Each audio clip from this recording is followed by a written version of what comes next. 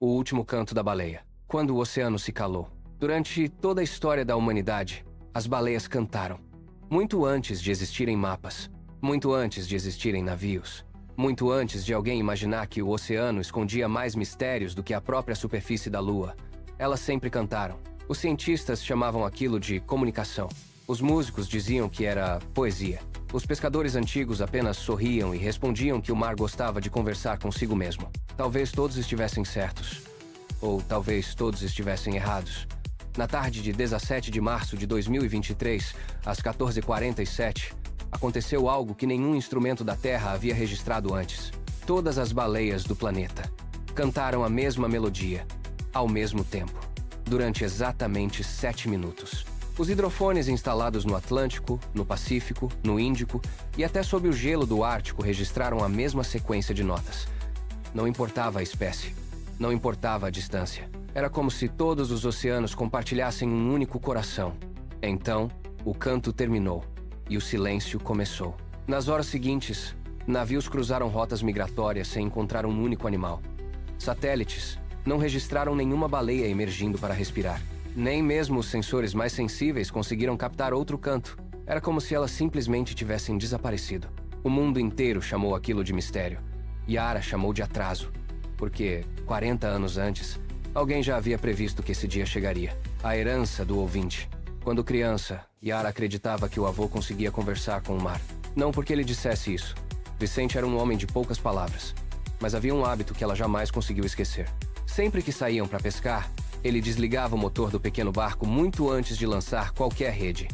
Depois permanecia completamente imóvel, os olhos fechados, as mãos apoiadas sobre a madeira, como se estivesse esperando alguém terminar uma frase. Yara costumava olhar ao redor. Não havia ninguém, apenas o vento, as ondas e o silêncio. Anos depois, ela entenderia que aquele silêncio nunca esteve vazio. Vicente era conhecido entre os pescadores como o ouvinte. Não porque possuía algum dom, mas porque prestava atenção em coisas que os outros ignoravam.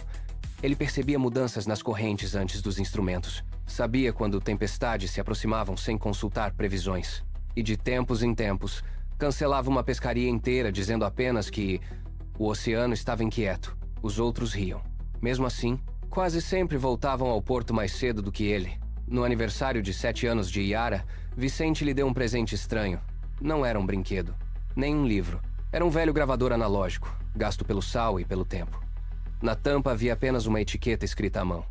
Escute antes de responder. Durante anos, Yara gravou tudo o que podia. As ondas quebrando nas pedras, gaivotas, chuvas de verão, motores de barcos. Mas o avô insistia para que ela deixasse o gravador ligado mesmo quando acreditava que não havia som algum. Ele dizia que o mar nunca ficava em silêncio. As pessoas é que desistiam de escutá-lo. Cedo demais. Quando Vicente morreu, Yara encontrou uma pequena caixa de madeira escondida entre seus pertences. Dentro dela havia dezenas de fitas cuidadosamente organizadas por data. Quase todas continham gravações de cantos de baleias feitas ao longo de décadas. No fundo da caixa repousava um caderno de capa azul. A última página continha apenas uma frase: "Quando o silêncio chegar, procure onde as vozes costumam nascer." Yara nunca entendeu aquelas palavras. Guardou o gravador, guardou as fitas, guardou o caderno e seguiu outro caminho. Formou-se em oceanografia. Especializou-se em bioacústica marinha. Publicou pesquisas, viajou pelo mundo. Aprendeu a medir frequências com computadores capazes de analisar milhões de dados por segundo. Mas, curiosamente, nunca voltou a ouvir uma gravação feita pelo avô, até o dia em que todas as baleias desapareceram. Enquanto centros de pesquisa do mundo inteiro buscavam falhas nos equipamentos, Yara caminhou em silêncio até o armário de sua sala. Retirou a velha caixa de madeira. Ligou o antigo gravador. O chiado da fita preencheu o laboratório. Depois veio o canto de uma baleia gravado 40 anos antes.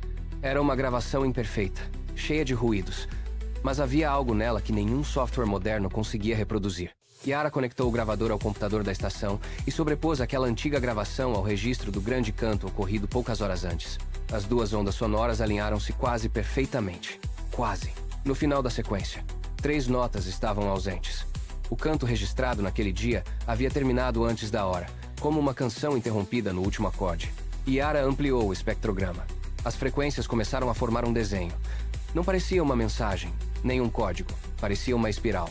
Ela lembrava as formas encontradas em conchas, galáxias e furacões. Uma espiral tão perfeita que parecia impossível ter sido produzida por acaso. Seu coração acelerou. Ela abriu o caderno do avô pela última vez. Entre páginas repletas de datas, marés e observações, encontrou um pequeno mapa desenhado à mão. No centro da folha havia apenas uma marcação. Nenhum nome, nenhuma explicação. Somente as coordenadas de um ponto perdido no Atlântico, exatamente sobre a dorsal mesoatlântica. Ao lado das coordenadas, Vicente escrevera apenas uma frase. É aqui que elas esperam. Naquele mesmo instante, todos os alarmes da estação Atlas dispararam. Uma nova leitura acabara de chegar dos sensores instalados nas profundezas do oceano. Uma única baleia havia sido localizada, imóvel, exatamente sobre aquelas mesmas coordenadas. Yara permaneceu olhando para o mapa durante alguns segundos. Pela primeira vez em toda a sua carreira, ela deixou de confiar nos computadores e decidiu confiar no homem que passava horas em silêncio, escutando o mar.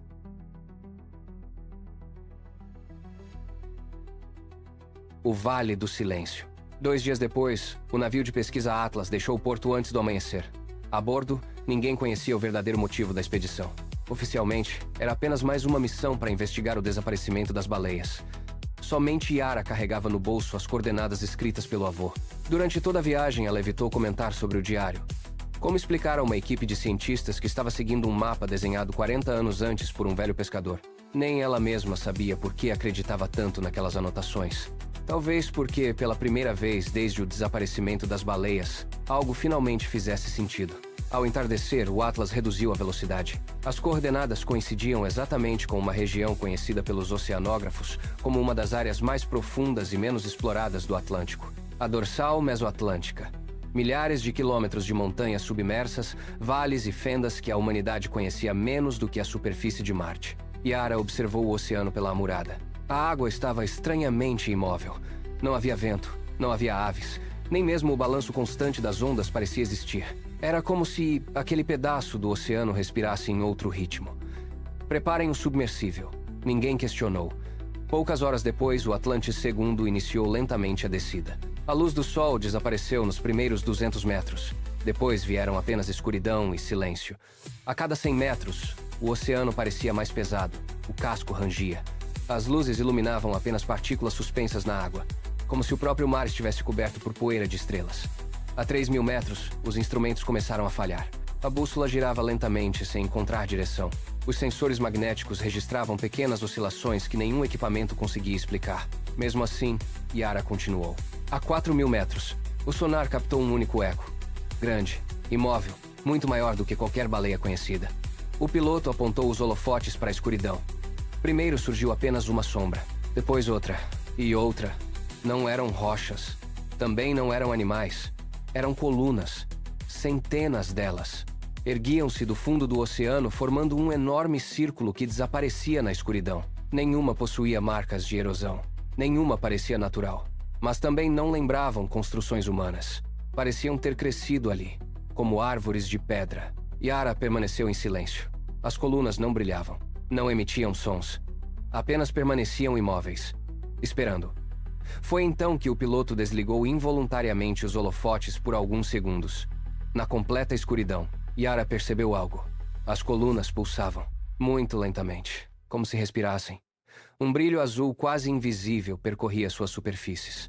Não era luz suficiente para iluminar o oceano. Era apenas o bastante para revelar que estavam vivas, ou, pelo menos, ativas. Antes que alguém pudesse dizer qualquer palavra, um novo sinal surgiu no sonar. Lento, profundo, regular. Yara sentiu a vibração antes mesmo de ouvi-la. Não era um ruído, era uma nota, grave. Tão grave que parecia atravessar o corpo em vez dos ouvidos. Então ela apareceu. Uma baleia. Muito maior do que qualquer registro existente. O tempo havia deixado marcas profundas em seu corpo. Cicatrizes cruzavam sua pele como rios prateados. Cada movimento parecia exigir esforço. Mesmo assim, havia uma serenidade impossível em seu olhar. Ela não demonstrava medo do submersível, nem curiosidade. Apenas o observava, como quem finalmente encontrava alguém que esperava havia muito tempo. Yara aproximou lentamente a mão da vigia, sem saber porquê. Do outro lado do vidro, a baleia diminuiu a velocidade. Os olhos das duas se encontraram. Naquele instante, o oceano inteiro voltou a cantar. Não era apenas aquela baleia. Da escuridão começaram a surgir dezenas, depois centenas, jubartes, azuis, francas, cachalotes, orcas. Silenciosamente todas ocupavam seus lugares ao redor do círculo de colunas. Nenhuma estava morta. Nenhuma havia desaparecido. Estavam esperando pela última canção. Yara sentiu um arrepio percorrer todo o corpo. As palavras do avô finalmente fizeram sentido. Quando o silêncio chegar, procure onde as vozes costumam nascer. Ela havia encontrado esse lugar. Mas uma pergunta ainda permanecia. Se todas as baleias estavam ali, por que nenhuma começava a cantar? Naquele exato momento, a velha guardiã ergueu lentamente a cabeça. Abriu a boca. Tentou emitir a primeira nota. E... nada. Apenas um som fraco. Quase um sussurro. Foi então que Yara compreendeu. As baleias não estavam reunidas porque o ciclo havia terminado. Estavam reunidas porque a única baleia capaz de iniciar o último canto já não tinha forças para cantá-lo sozinha. O último canto, durante alguns segundos. Ninguém dentro do Atlante II se moveu. As centenas de baleias permaneciam imóveis ao redor das colunas. Apenas a velha guardiã continuava tentando. Ela inspirava lentamente. Erguia a cabeça. Forçava o corpo inteiro para produzir a primeira nota. Mas sua voz já não possuía a força necessária. O som nascia. E morria poucos metros adiante. As colunas permaneciam adormecidas. Yara não conseguia desviar os olhos. Durante toda a vida, imaginara que as baleias cantavam para conversar. Agora entendia que, às vezes, elas cantavam simplesmente porque alguém precisava continuar cantando. Mesmo quando já não havia forças, ela abriu novamente o diário do avô. Havia uma última página dobrada que nunca chamara sua atenção. No centro da folha, Vicente escrevera apenas uma frase. Nenhuma canção atravessa o século sozinha. Yara fechou o caderno lentamente. Então olhou para o painel do submarino. Os alto-falantes externos. Os amplificadores acústicos. Os sistemas de energia. Naquele instante, uma ideia atravessou sua mente. Não era perfeita, nem segura, mas talvez fosse suficiente. Ela pediu ao piloto que alimentasse todos os sistemas auxiliares diretamente pelos bancos de energia de emergência. O homem olhou para os indicadores. Se fizessem aquilo, o submarino perderia praticamente toda a reserva elétrica. Não haveria energia suficiente para retornar à superfície. Yara compreendeu imediatamente o risco. Se errasse, eles permaneceriam presos a mais de 4.000 metros de profundidade. O oceano se tornaria o último lugar que veriam. Ela respirou fundo. Pensou no avô. Pensou nas fitas gravadas ao longo de 40 anos. Pensou na velha baleia tentando terminar uma canção que carregava havia toda uma vida. Depois sorriu discretamente. Algumas coisas só continuam existindo porque alguém aceita terminar o que outro começou. O piloto não respondeu. Apenas acionou a transferência de energia. As luzes do Atlante II diminuíram. Os sistemas secundários desligaram um a um. Restou apenas o essencial. Yara conectou o antigo gravador ao sistema acústico do submarino. A fita começou a girar. O velho chiado analógico encheu a cabine. Então, a primeira nota ecoou na água. Era baixa, profunda, imperfeita, mas carregava uma característica que nenhum equipamento moderno conseguira reproduzir. Tempo. Décadas de oceano haviam ficado gravadas naquela fita. A guardiã ergueu lentamente a cabeça. Reconheceu imediatamente aquela melodia. Desde a chegada do submarino, ela não estava sozinha. A enorme baleia respondeu. Sua voz encontrou a gravação. As duas frequências começaram a se misturar. Uma feita de memória, a outra de vida. O oceano inteiro pareceu prender a respiração. As colunas responderam, não com luz intensa, mas com pequenas pulsações azuladas que percorriam suas superfícies como ondas atravessando um lago. Uma, depois outra, depois dezenas. As vibrações espalharam-se pelo círculo inteiro. As baleias ao redor começaram lentamente a despertar. Primeiro uma jubarte, depois uma cachalote, depois uma baleia franca. Cada uma acrescentava uma nova nota ao canto coletivo. A velha guardiã já não sustentava a melodia sozinha. Agora, todo o oceano cantava com ela. O Atlante II tremeu violentamente. Os alarmes dispararam. A energia restante caía rapidamente. O piloto olhou para Yara. Mais alguns segundos. E o submarino desligaria completamente. Ela tinha uma escolha. Interromper a transmissão, salvar a tripulação, ou manter o canto até o fim. Yara fechou os olhos, pela primeira vez em muitos anos. Ela deixou de procurar explicações. Apenas escutou. E continuou transmitindo. Os últimos indicadores apagaram. A cabine mergulhou na penumbra. Então, A velha guardiã emitiu a última nota, dessa vez completa. Não havia esforço, não havia dor, apenas uma serenidade profunda. As colunas pulsaram ao mesmo tempo. O brilho azul percorreu o vale inteiro. Por um instante, pareceu que o próprio oceano respirava. Depois, tudo ficou absolutamente silencioso. Não era o silêncio da ausência. Era o silêncio de quem finalmente encontrou paz. As outras baleias começaram a deixar lentamente o círculo. Nenhuma demonstrava pressa. Era como se simplesmente retomassem uma antiga viagem interrompida. A velha guardiã permaneceu. Nadou devagar até a vigia do submarino. Seus enormes olhos encontraram novamente os de Yara. As duas permaneceram imóveis durante alguns segundos. Yara ergueu lentamente a mão. Do outro lado do vidro, a baleia inclinou levemente a cabeça. Foi um gesto pequeno, quase imperceptível.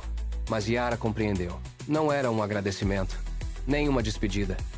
Era um reconhecimento. Durante alguns instantes, duas espécies que jamais haviam aprendido a conversar tinham conseguido cantar juntas. A guardiã virou lentamente o corpo e desapareceu na escuridão, sem olhar para trás, como quem apenas voltava para casa. Horas depois, as equipes de resgate encontraram o Atlantis Stace flutuando próximo à superfície. Os sistemas estavam completamente desligados, mas toda a tripulação estava viva. Nas semanas seguintes, as baleias reapareceram em todos os oceanos. Os cientistas chamaram aquilo de uma recuperação inexplicável. Os jornais falaram em milagre. Yara nunca tentou convencer ninguém do contrário. Ela apenas voltou ao velho cais onde passara a infância. Sentou-se no mesmo lugar onde tantas vezes vira o avô em silêncio. Ligou o antigo gravador. Dessa vez, não para ouvir as baleias, mas para ouvir o mar. E compreendeu o verdadeiro presente que Vicente lhe deixara. Ele nunca quis ensiná-la a estudar o oceano. Quis ensiná-la algo muito mais difícil. Que nem todos os mistérios existem para ser resolvidos. Alguns existem apenas para nos lembrar da imensidão do mundo e da humildade necessária para fazer parte dele. Fim.